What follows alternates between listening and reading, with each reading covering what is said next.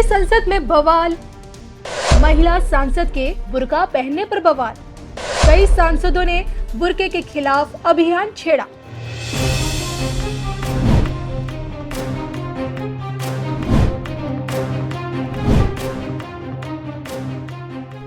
नमस्कार, मैं हूं आपके साथ कविता राणा।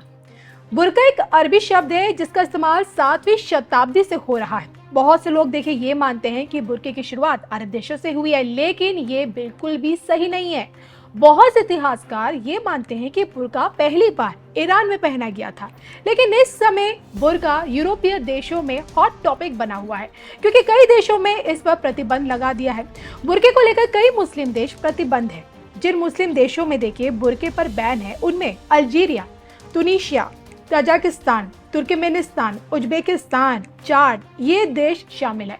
वहीं अगर यूरोपीय देशों की बात करें तो फ्रांस ऐसा पहला देश है जिसने बुर्के पर बैन लगाया हुआ है।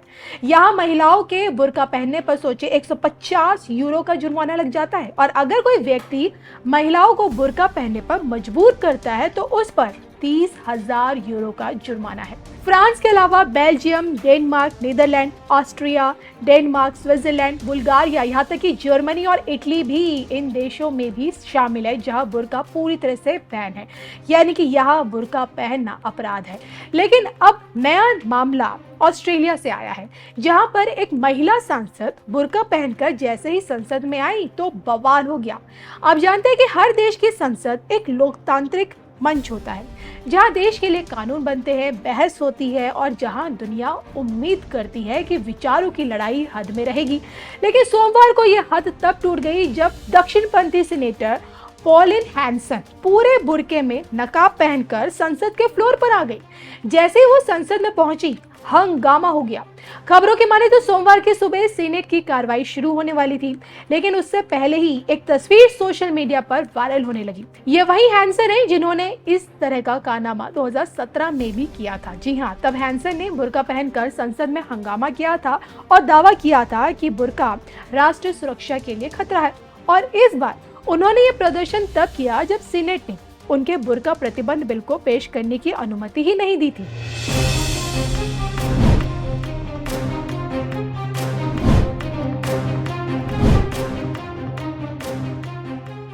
अब जैसे ही हैंसन बुर्का पहनकर संसद पहुंची, सीनेट अध्यक्ष ने सदन की कार्रवाई पर रोक लगा दी और ये तक कहा कि नियमों का उल्लंघन ये हुआ है। फिर देखते ही देखते संसद का माहौल सांप्रदायिकता की तरफ बढ़ता गया और फिर जैसे ही हैंसन का बुर्का स्टंट खत्म हुआ, पूरा ऑस्ट्रेलिया राजनीतिक रूप से दो हिस्सों में बंटता हुआ दिखा।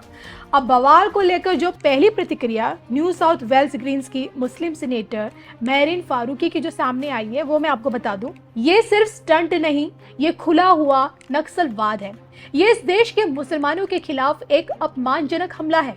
उसी समय पश्चिमी ऑस्ट्रेलिया की स्वतंत्र मुस्लिम सीनेटर फातिमा पायमन ने इसे शर्मनाक और हानिकारक राजनीतिक करार दिया है और ये तक कहा है कि ये महिला नफरत को लोकतंत्र का रूप देने की कोशिश कर रही है। तो इससे आप ये साफ समझ सकते हैं कि क्या चल रहा है ऑस्ट्रेलिया में और क्यों। इससे आप ये भी समझ सकते हैं कि सीनेट में ये प्रतिक्रिया सिर्फ मुस्लिम सांसदों तक सीमित नहीं रहा है और दूसरे लोगों ने भी ये कहा है कि विवाद संसद की गरिमा के पूरी तरह से खिलाफ है।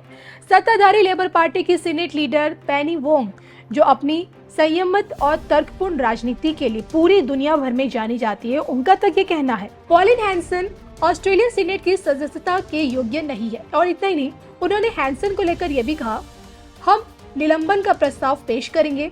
दूसरी तरफ विपक्ष के डिप्टी लीडर एनिस रस्टन भी हैंसन के खिलाफ खड़ी दिखी।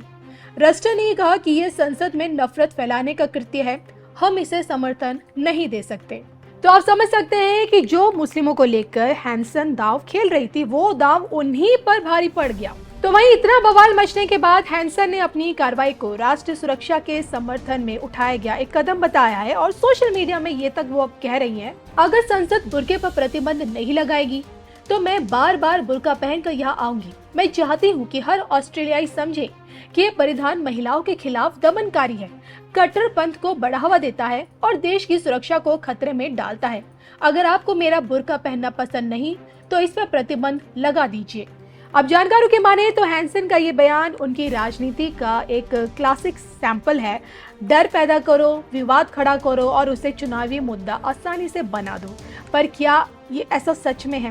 क्या बुर्का वाकई सुरक्षा का खतरा है या सिर्फ वोटों के लिए एक आसान निशाना? ऑस्ट्रेलिया की खुफिया एजेंसियों ने ऑस्ट्रेलिया की खुफिया एजेंसियां पहले भी कह चुकी है कि बुर्का प्रतिबंध से सुरक्षा में कोई ठोस सुधार नहीं होता है। पुलिस भी ये कहती है कि किसी भी संदिग्ध स्थिति में पहचान की प्रक्रिया पहले से ही मौजूद है, तो फिर बुर्का पर राजनीति क्यों?